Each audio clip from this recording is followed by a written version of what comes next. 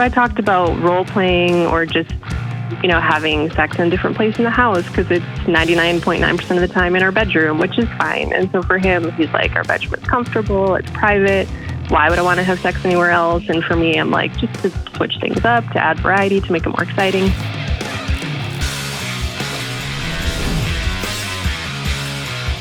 What up? What's going on? This is John of the Dr. John Delony Show. Glad that you are with us. Saving minds and we're not saving anything. We're just trying to figure out what's the next right move for people who are struggling and hurting all over the world. The show's about your mental and emotional health, your kids, your marriages, your dating relationships, whatever you got. And I'm grateful that you reach out. People call from all over, and they are brave and they're honest, and I'm super grateful. You want to be on the show? Give me a buzz at 1-844-693-3291 or go to johndelony.com/ask. And what's up, Kelly? We have a special holiday today here in the booth. We do. The great and powerful Ben Hill, best known for the lead singer of the band Dump Button, which is just incredible. Also, the lead singer of the band 90 Day Plan, because he's a multitasker. It's your birthday, dude. Happy 21st. Hey, thank you. Yeah, it's a drinking 21st, holiday. That's right. It's a drinking one. This is a big one, dude. It is. It's a big one. How old are you? 33. 33. Yeah. So if you slap it up, flip it, and reverse it, and go back to like 16-year-old Ben, is this how you drew it up? No. None of this. My wildest dreams couldn't imagine this. Yeah, just sitting there in headphones listening to my voice while you edit and edit and edit. Most people don't know this show's about 4 hours long, and you have to make it into about an hour show. Yeah, me and Sarah just pulling this together. Golly. Well, dude, happy birthday, man. Thank you. You have anything fun planned? Going to Kentucky for a family get-together, Thanksgiving, next couple days, and I don't know if I could draw up a less fun birthday party for you. I'm still thinking about it. All right. Well, I still remember we went to the Under Oath show last time, and that was rad. Off the chain. All right, let's go out to Alberta, Canada, and talk to the great Tara. What's up, Tara? So my question would be, how do I get my husband to be interested in trying new things in the bedroom? Tell me about what you're working on. So currently in my relationship, I'm the one who wants to be intimate daily. I'm the one who wants to spice things up in the bedroom. I've talked to him about this, and he feels like I'm implying that our sex life is boring because I'm asking to try new things. I assured him that I don't find it boring, and I would just like to add some variety. When I've talked to him about it, what I'm interested in or would love to explore, I am met with disinterest or a no. He says he's fine with what we're doing, and I feel like we're just kind of at a stalemate. Ooh, huh. So when he pushed back, I'm interested in this little, it's almost a derailment, but I think we may find some answers here. When he pushed back and said, oh, so you think this is boring? Tell me about that interaction.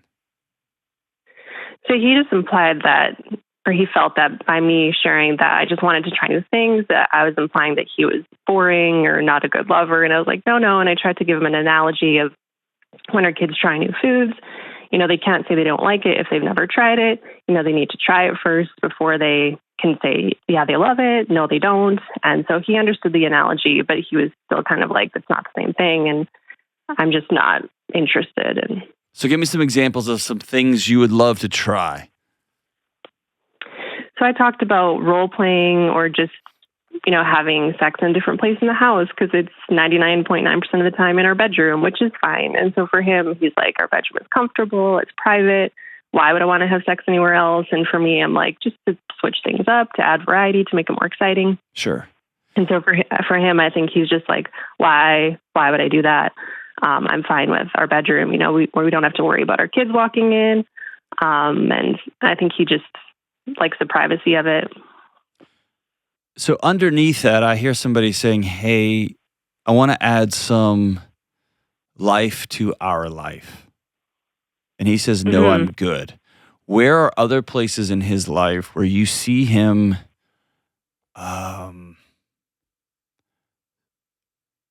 for lack of better terms, I don't want to over dramatize. I don't want to connect these too closely, but where he's dying in his own skin. He comes home and he just drops his backpack down and he grabs a drink and sits on the couch. Or he goes outside and he's like, hey, and then he goes in the bathroom for 30 minutes and scrolls on his phone. Like, is that the case? Mm-hmm. Do you watch the guy that you married slowly, I don't know, losing life force, if you will? He would say, like, he's just not a guy that's excited about much. Like, even if we have a trip planned to, like, Disney World or whatever it is, or if it's daily things, he's just not excited. Like, he just doesn't get excitement, which I don't really understand. Has he never got excitement? Or is this not new? really? Okay.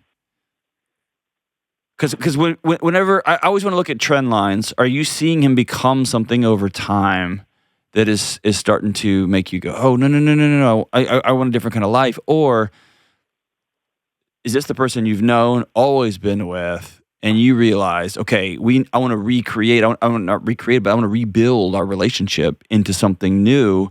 Will you come with me? Right? I want to rebuild something new for sure. Okay.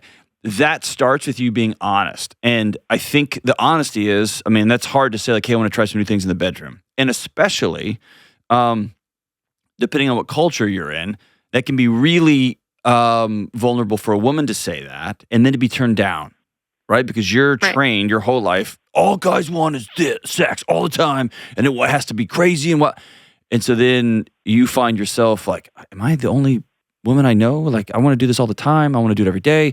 I want to do it in different rooms. I want to, like, I want more and more and more. And you begin to ask yourself, what's wrong with you? Is that fair? Right. Okay.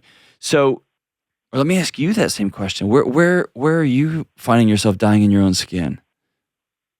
How long have you been married? We've been married for 17 years. 17 years? Do you got kids? Yes, we have 2. They're teenagers. Okay. So do you have this moment where it's sinking in like, oh, this is my life? Or do you just want wild sex? Yeah.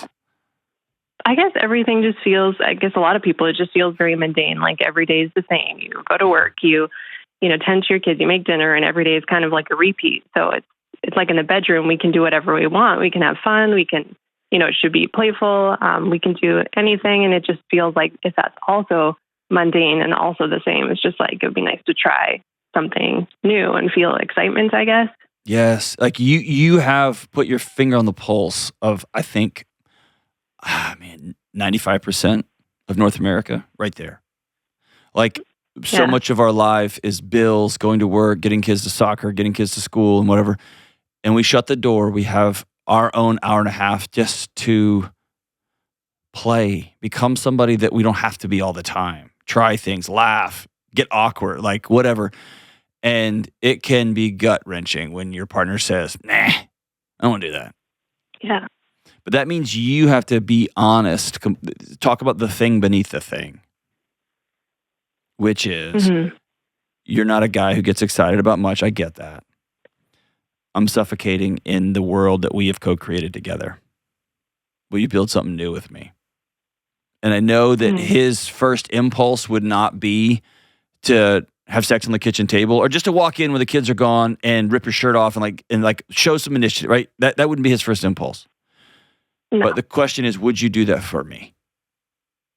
And if he looks at you and says, nope, I won't, then that's the deeper conversation. Because that is not just about sex. That's about playfulness, life. That's about a marriage that is going through the motions.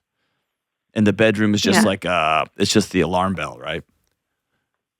And I've talked to him about that. And, I've shared, what I'm interested in and whatever. And he said, I'm just not that guy. Like, if you want me to do X, Y, Z, like, I'm just not into that, or that doesn't do anything for me, or like, that's cool that you're into it, but like, I just won't ever do that. Like, I'm not that guy. Like, role playing does nothing for me. I don't want to pull over on the side of the road and have sex in the car. Like, I'm not going to do those things. And so then I just feel like I kind of have to. Is there some common ground? On things that we would do together? Or are there baby steps? So maybe there's not pull over on the side of the road, but when the kids are in bed, we'll be a little bit risky and we'll go downstairs and have sex in the car in the garage.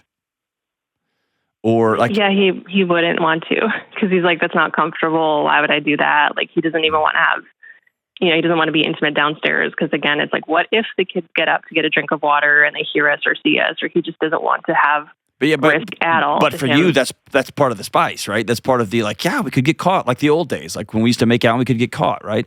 And like that's part of the feeling alive again. I guess what I would tell you is I'm worried about the trajectory, and here's why I'm worried about the trajectory of your marriage. What you did was a pretty vulnerable thing. And I'm not saying that, and this goes both ways, both genders, right? So normally, and I'm instead of a bell curve here, although this is shifting radically right under our noses.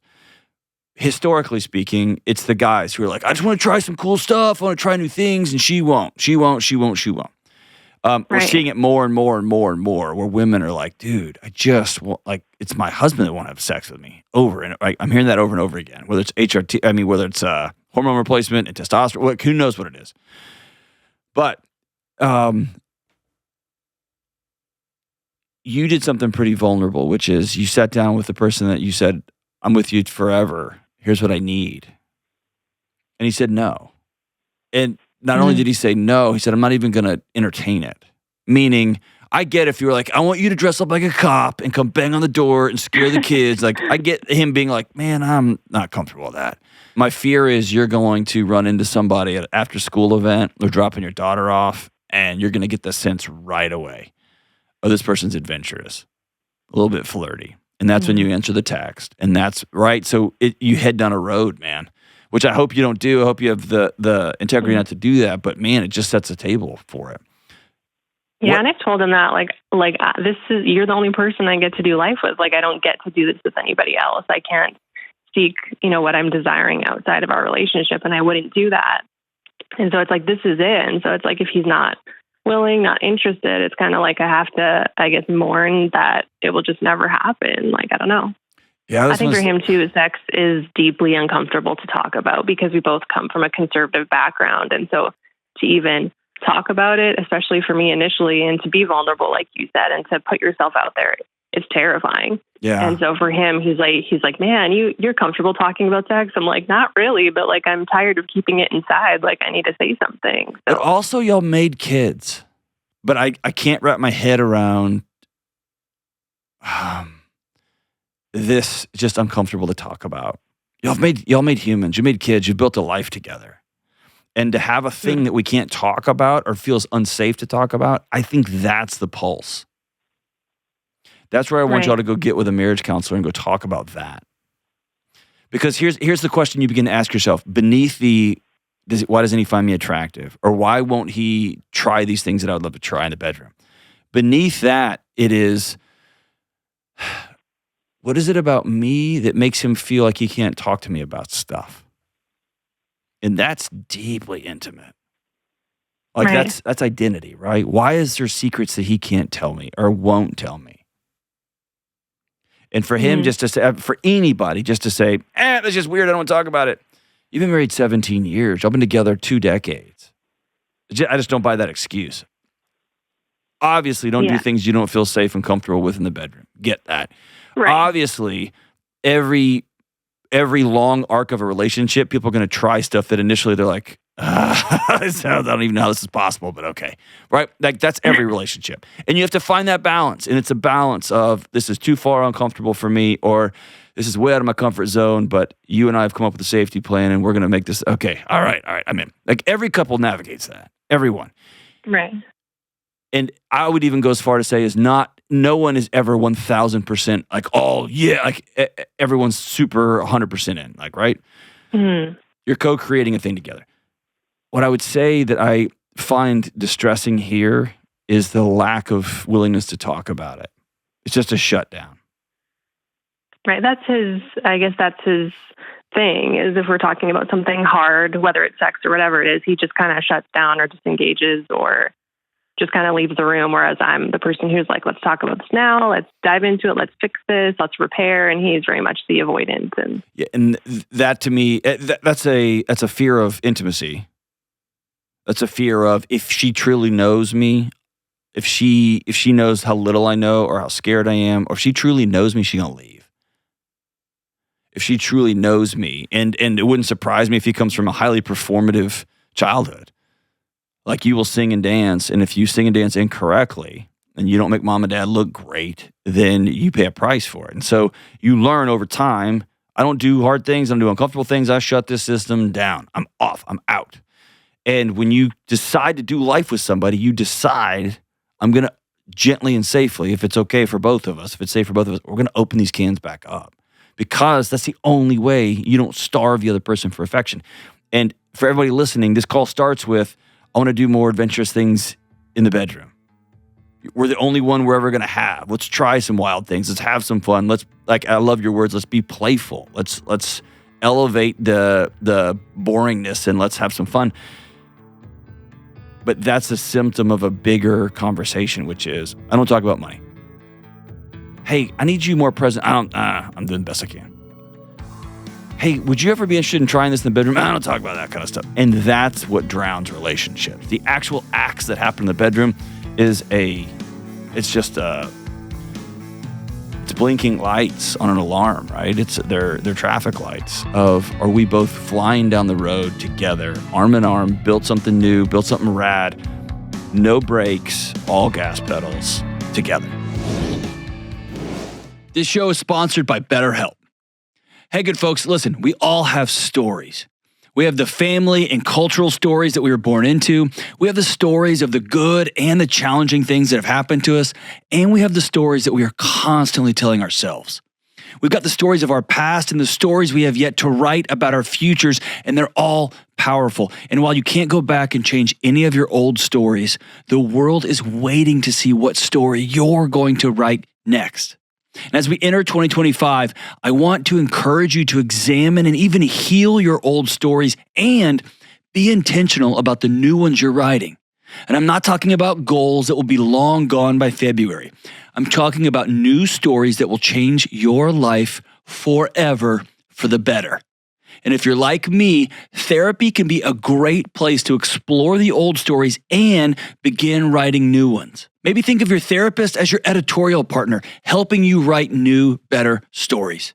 If you're considering therapy, I want you to try calling my friends at BetterHelp. BetterHelp is 100% online therapy, and you can talk with your therapist when it works for your schedule.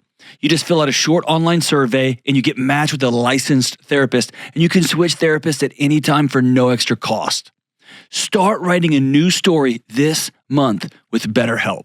Visit BetterHelp.com/Delony to get 10% off your first month. That's BetterHelp, HELP.com/Delony. I've been looking for someone I could team up with to offer red light and near infrared light therapy at the highest quality, as well as someone who could help me with my other concerns about our modern living environment. I've tried a number of different companies and products, and I'm super excited to be partnering with Bon Charge, a world leader in red light therapy. I've purchased a number of Bon Charge products with my own money, and I love them. Red light and near infrared light therapy has been reviewed in over 4,000 peer-reviewed studies, with 400 plus studies being double-blind placebo trials. Not only do these studies show amazing health benefits, not one has shown any negative side effects. Red light therapy can help with boosting your mood, helping with sleep, reducing stress, recovery from aches and pains, better skin and skin health, cellulite, stretch marks, and more. I use my red light therapy panels and mask, both near infrared light and red light, 10 to 20 minutes each day and sometimes more. And I often do this during my prayer and meditation time or when I'm having trouble sleeping. It's become a cornerstone of my health and wellness practice. I've also ordered Bon Charge's infrared sauna blanket, their special lamps and bulbs for my home, and more. Bon Charge ships worldwide in rapid time, and their products, including red light therapy, are HSA and FSA eligible. Bon Charge offers easy returns and exchanges and a 12-month warranty on all red light therapy devices. Go to boncharge.com/Delony and use code Delony to save 15% off your order. That's BONCHARGE.com/Delony and use code Delony to save 15%. All right, let's go out to Seattle, Washington, home of Pearl Jam, and talk to Aaron. What's up, Aaron? How we doing? Hi, Dr. John. How are you? I'm good. How are you? I'm doing pretty good. So my question is, how do I look forward to having kids? So more specifically, I'm 26. I've been married for about 3.5 years. And I've watched my friends, lots of my friends, have their first and second babies, and it just does not look fun.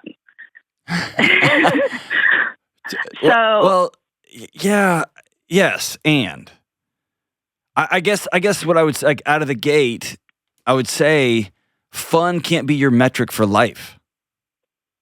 If you're asking the question, is this fun? You're never gonna go through hard times in the gym that get you stronger. If your questions are, is this fun? You're never gonna mine the depths of your marriage, because the only way you get to the other side where you feel tethered and united with a person is you'll have to go through hell together. And so I think until you shift your metric, it doesn't look fun. I mean, just look at it on paper. It's a bad algorithm. It's going to cost you money. It's going to blow your marriage up for a while. Yeah. It's going to change your sex life. I mean, it's going to change all the stuff.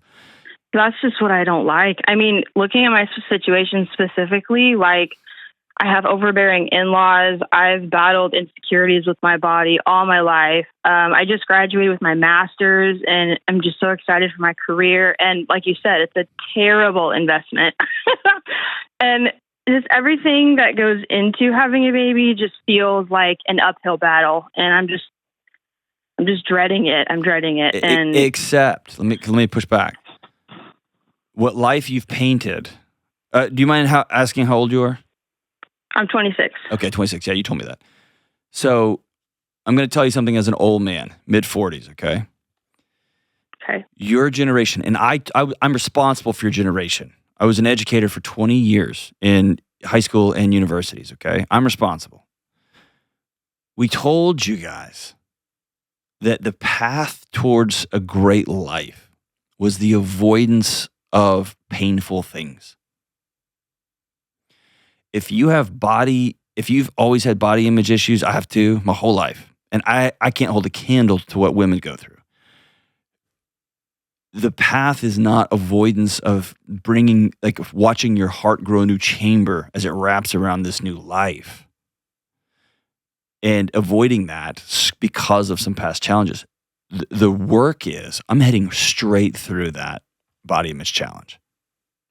Your overbearing in-laws are going to be chaotic and overbearing. Why don't you have kids? Where's my grandkids? I can't believe you married her. Oh my gosh, she doesn't look right. It's not going to go away. It's going to amplify either way. So the work is not to avoid the in-laws. It's to go right through it. And that means you have to have hard conversations with your husband about, are you going to still be mommy's boy, or are you going to be my husband? And when it comes to career, dude, career is amazing. Career is amazing. And career has become a drug for the modern, Western world to avoid the hard, messy, gritty reality that is depth and life. What did you get your master's in? Accounting. So you're going to go I just recently also passed the CPA exam. Congratulations. So are you going to go work at a big firm, or are you going to go do boutique stuff? A big firm, public firm. Awesome. High respect for that. And the moment their executive team gets a whiff that they're going to miss a Q number, they're going to lay off 10% of you guys, and they will have that job filled at the beginning of the next quarter without you. Yeah. And so on the other side, my God, I can't do the math. The math doesn't work. And that leads me to believe that, kind of like this. I heard a famous attorney once say, you never use a gallon of milk to measure how far something is from something else. But a measurement in a gallon is right. It's a great measurement when you're measuring like milk or whatever. Or when it comes to like how much tequila Kelly drinks on a regular basis. Like you measure gallons, it's good. But you don't use a gallon to measure how far a football field is. Similarly, algorithms are good. Math problems are good. That's not the measurement you use when you talk about creating life. And here's what I can tell you. The data tells me that, yes, your marriage takes a dip. But it takes a dip if your metric is fun and your metric is quote unquote happy, which I think happy is cocaine and cotton candy. I don't think that's even a good metric. And it also takes a hit when couples are not intentional about understanding that our life is going to change and it's going to be different. Most couples have a kid and they keep saying this phrase, I just want it to get back to the way it was. Instead of recognizing, I can't believe we get to make what happens next. Do you get what I'm saying? Yeah. So Yeah. I can tell you, just personal. This is just me. I have one regret in my life, and that's that I didn't have more kids. That's it. I said some stupid things I wish I could take back. Actually, I regret a few of those. I've heard some people, but globally speaking, I wish I had more kids. And that's just me. It's not for everybody, but I just don't believe a person can fully understand their capacity to love something or someone until they are staring at a reflection of themselves in their hands. Until they're staring at a loved one, a kid, whether through adoption, whether through personal care. Like, it's just amazing. And it will cost you money, and you'll lose sleep. You won't progress as fast in your career, and all those things are true. So let me ask you this. Why are you asking the question? I mean, I also grew up in the church, and, you know, like, every girl's dream is to be a mom. That's not every true. Girl, Bad churches tell you that, but that's not true. And so it sounds to me like you're watching your friends suffer. You've been told this message by me and countless other professors and friends and family forever, and you're haunted by, I want to have a kid. It doesn't make any sense. It's almost like you're trying to make it make sense because that's what you want to do. Am I wrong? Yeah, I mean, it's the only thing I can hold on to is, like, you know, with being a Christian, you need to get married, you need to have kids so then you can carry on Christianity through the earth. And that's what we're called to do. We're called to be fruitful and multiply and carry on, you know. And I come from a great family, and my husband's family's great. Let me free you from this. God's a big boy. He can take care of himself. He's got things figured out. If you believe in God, you have to believe he's got things figured out. Yeah. And so the question is, who are you going to be when you walk into that accounting firm? If you're a person of faith, who are you going to be as a mom? Who are you going to be as someone who says, as for me and my house, we're not going to have kids? I think that's the theological answer that most people have to wrestle with. I want, like, when I picture life, I picture when they're 16, when they're 20, yes. when they're adults, and you know, but I don't picture, I can't see, I mean, I see me doing awful things when they're, you know, a week old, screaming in the middle of the night. They've been fed, they've been changed, they've been everything, every need they have has been taken care of, but they won't stop crying in the middle of the night. And I'm, you know, sleep deprived and exhausted, and, you know, and I understand that, like, you're never going to be sleep deprived until, like, truly sleep deprived until you've cared for a baby. Like, so that part of their life, I can't, and it's the very first part, it's the very beginning, and it's years. So it's just hard mentally to, like, get past or be okay with. Yeah. I get that. And you're not wrong. I can accept when they're 16 and they're being a brat. Like, I can handle that. I know I can, and I can learn how to do it. But my kid's getting close, and I thought I was all ready. And it's like, man. But here's the thing. The math isn't going to work out. Yeah. Like, there's going to be trying to preempt scary times and hard times and frustrating times in any job, in any relationship, in any endeavor is a fool's errand. Because, A, you never know how extraordinary it's going to be on the other side. And our bodies are designed for, but what if it all goes wrong? right? That's how our bodies have survived all these gajillions of years. And with some intentionality. So as you're talking, I'm thinking, yeah, we're going to give that overbearing mother-in-law a role if she wants it.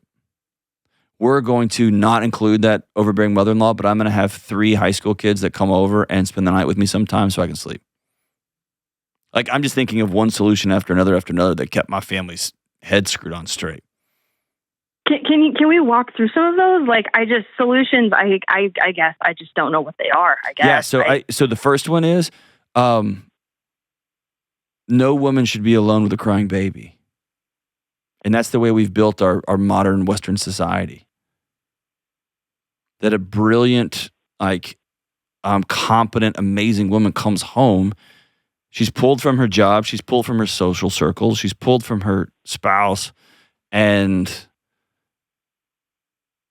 she sits in a box with a screaming toddler for months, sometimes for years. That's insane. That's never happened in all of human history. For all of human history, there were kids and cousins and grandparents. There's actually some pretty remarkable conversations around, I say conversations in the literature about grandmothers. Like, what's the utility? Like, once they, if it's pure biology, right? Like, reproduce, and that's the species that, why would grandmothers hang around? What's the point of being alive post-menopause? Why did nature just end the life of a woman when she couldn't bear kids anymore? Well, come to find out, anthropologically, having wise older women who are there to participate in, whether it's wisdom, and in the modern world, whether it's like my mom, who's still a professor, whether it is hugging hurting kids, whether it is taking care of nurturing, whatever it is, there's roles to play for everybody. And so your adventure becomes, I know me when I'm sleep deprived. I know me when there's a screaming kid and I can't do anything about it. So instead of avoiding the whole thing, I'm going to head straight through it. Okay, what must be true then? Does your husband want kids? Yes. Yeah. Not today, but yes. Have you sat down with some older women that are a couple years ahead of you and just said, if you had to do it all over again, would you? And not people who are with 1 and 2 year olds, because they're still square in the middle of it. Yes. And my mom, she worked. She was a nurse. She worked when we were little, and they say it's a terrible investment, but it's worth it. But I guess as an accountant, that doesn't make any sense. I get it. Yeah. And a lot of women at, the church we go to stay home and they don't have careers. They, and because that's their dream. That is their career, being a mom. And that's what they love to do. But it's not been my dream. It's not my dream. Okay. So here's your homework assignment. Okay. For your whole life, you've been listening to other people's shoulds, have tos, and you have been comparing yourself to people's bodies, to people's attitudes, to people's spirituality, to people's interpretation of what God wants them to do, to their dreams. You've been comparing yourself forever. What I want you to begin to practice is having the courage to co-create a new world with your husband where y'all decide. And if you're people of faith, informed by your faith, right? But y'all decide, what kind of world do y'all want to inhabit? And when y'all decide that, no decision is fixed. And so every decision is 6 months, is 3 months, is 1 year. And if you say, I want to keep working full time, great, keep working full time. And if 3 months in, you're like, this is the worst decision, I want to go home, then go home. And if you're like, this is the best thing for me, I love it. We have an amazing nanny. My mother stepped up and she's taken those old nursing skills. She's the best. Stay at home. It's amazing. Awesome. But here's the thing. Y'all get to decide. And nothing is fixed. Nothing is forever. Y'all get to change your mind all the time. Build something new, build something new, build something new. But I want you to begin to think, what do I actually want with my one reckless, wild, precious life? It's the new year. It's my favorite time of year. Everyone starts thinking of new routines, building better habits, stopping things that aren't that helpful, and overall building a better life. And we all know that most new go get 'em goals are a waste of time because we don't put in the systems to make them sustainable. So how about this year? Let's focus on fewer, more sustainable goals and better systems. And let's start by curating a system and a goal that's good for your heart and your soul. Let's start with our spiritual lives, and let's start off 2025 by focusing on prayer and meditation. To do this, I recommend Hallow, the #1 prayer app in the world. I use it every day, and I love it. Hallow offers over 10,000 guided prayers and meditations to help you grow closer to God and find peace. Hallow has some amazing daily prayers, and one of Hallow's most popular features is the Daily Reflection with Jonathan Rumi from The Chosen. You can also check out the daily scripture readings, nightly sleep prayers, and if you don't have much time, there's even something called the Daily Minute. Hallow makes it easy to build a system and a routine by making a schedule, adding reminders, and fostering a community for accountability. So start the new year off right by putting your relationship with God first with the help of Hallow. Right now, they're offering 3 months for free when you join at hallow.com/Delony.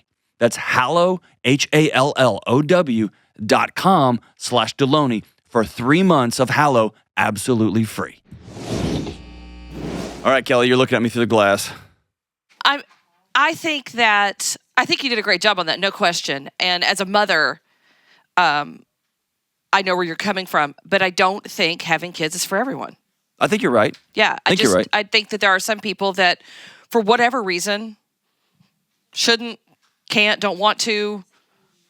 Oh, God. Whatever. Yeah. And now, as a woman, if you say like, I don't want to have kids, that's hard because we're supposed to, Because there was a point in my life, because I've known, since I was a teenager that I couldn't biologically have children. There was a point in my life when I was okay with that. Yeah.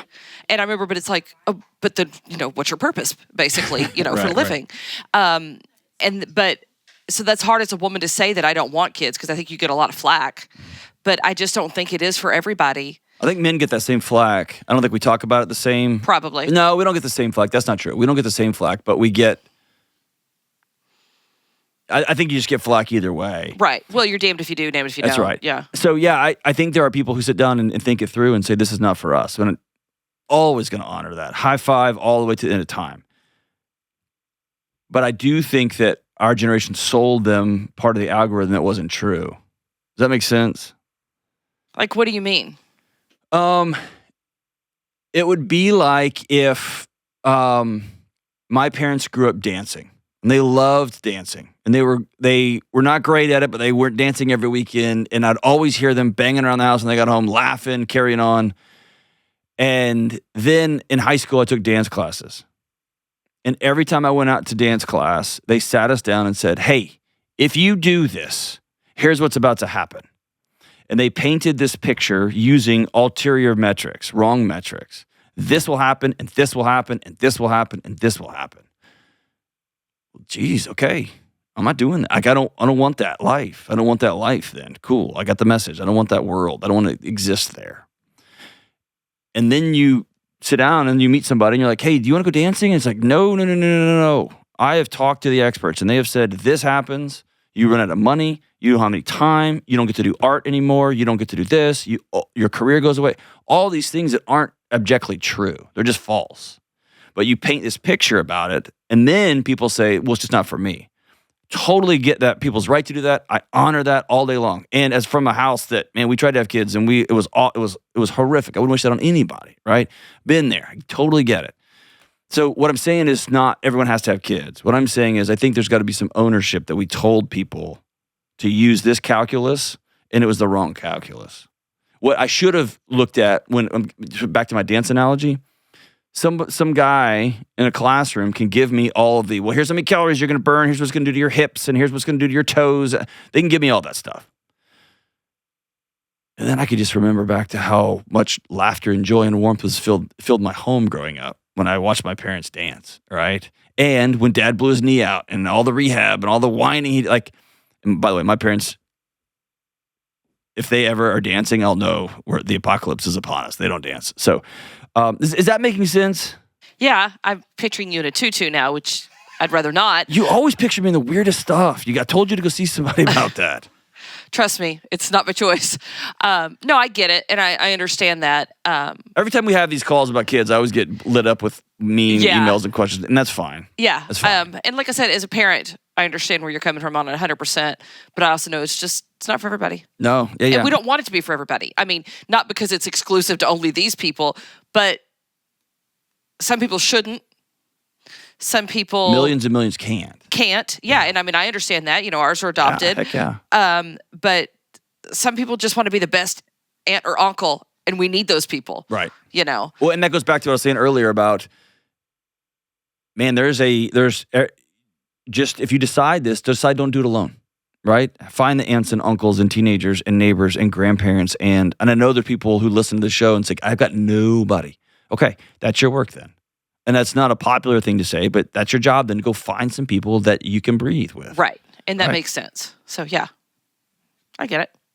Well, I feel like I stepped in it. No, I don't think you stepped in it at all. I just wanted to mention that little piece. And again, we talked about this before, of just for those that are sitting out there right now that are like, I have no desire to ever have children. My husband and I are fine.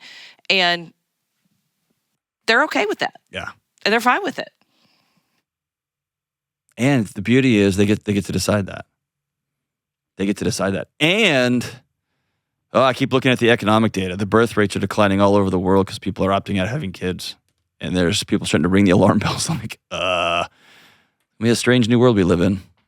But alas. There's a lot of people on this earth. A lot of people. Maybe a few less than a horrible thing. All right, let's go out to Dallas, Texas, and talk to Adam. Adam, save me from myself. What's up, brother? Hey, so I'm calling today. I am a public school teacher. I teach high school. God bless you. Coming back to it after, I know. I was just sitting here talking about all the kids. I'm just thinking, oh, boy. You think you can handle a 16-year-old, but until you have to. So this is my 10th year teaching. I took a 3-year break, went and did some other stuff for a while, and decided to jump back into it, and I did. I'm working at a much bigger high school than I've ever worked at, and these kids that they're coming to school, they're dealing with so many things: divorces, family members dying, friends dying. Just life. Life happens to them too. How do you navigate that with a kid in a classroom? When they're going through something heavy, and that's probably the reason they're acting out, or whatever the case may be.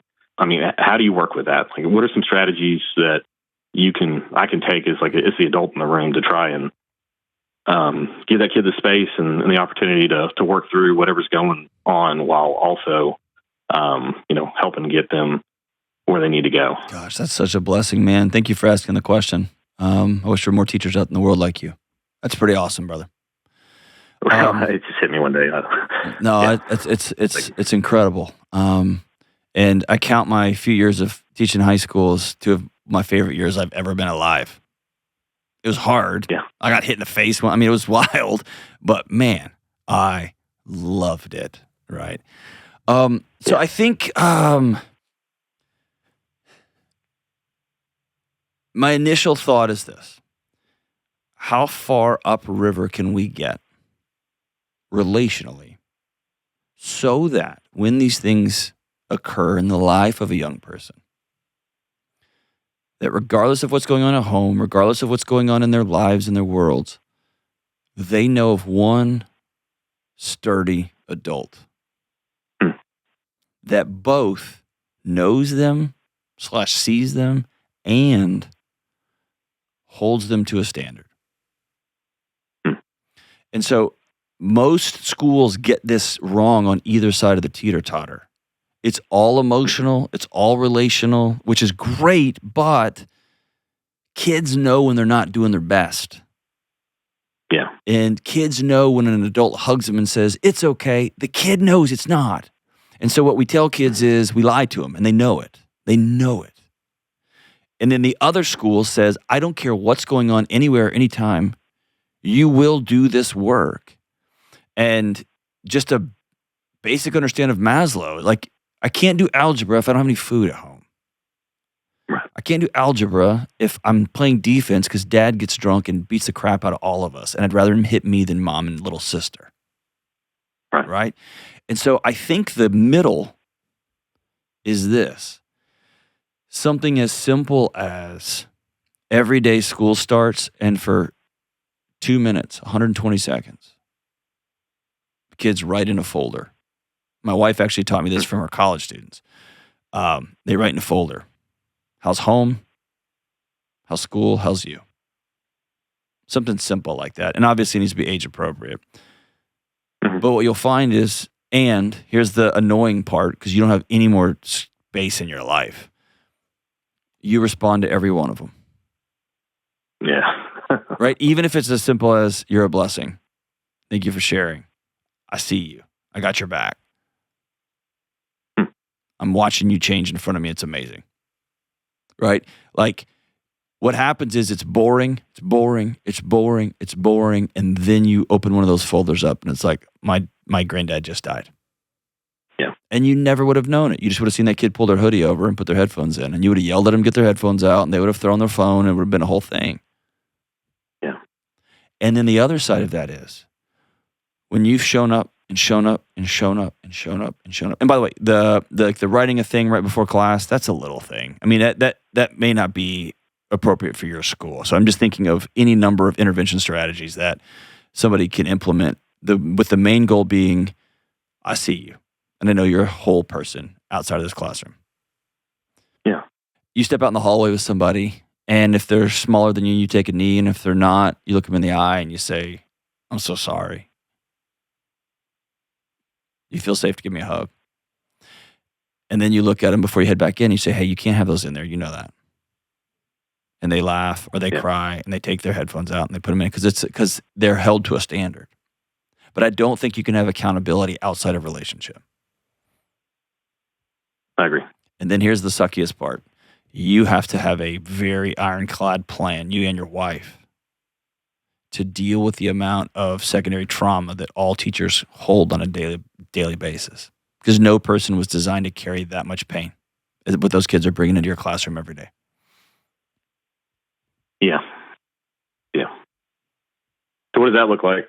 Everybody does it differently. Some people walk. Some people go lift weights. Some people go to a therapist. Some people go to church. Some people do all of those things. Some people get home and they put their phone away, and them and their spouse just go for a walk. No talking. Give me an example of what some of the things your kids are going through. Well, so, man, there's I have had kids who they've lost like siblings this year.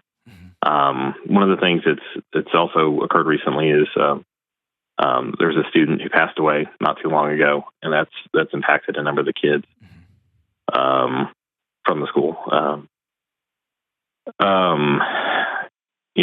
I've had a young lady who's told me that she probably one of the greatest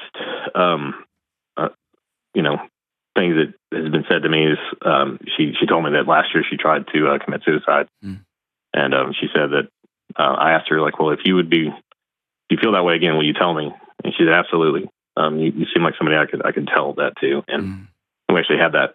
She had that conversation with me a few weeks after that, and she's okay now. We referred her to, we got her the help we needed, but she needed. But I mean, it's an amazing testament to your ability as a teacher, but deeper than that, just your ability to be a guy that kids can feel that I trust that guy. He cares about me. He wants me to be okay. Yeah, it's pretty cool. But it does accumulate over time. It does.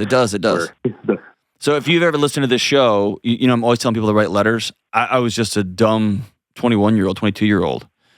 That was the very first time I ever enacted that, was when I had a class full of high school kids, and one of their classmates died by suicide. And it was horrific. And I passed out papers to everybody. And I said, everybody, I want you to write him a letter. And I read all of them.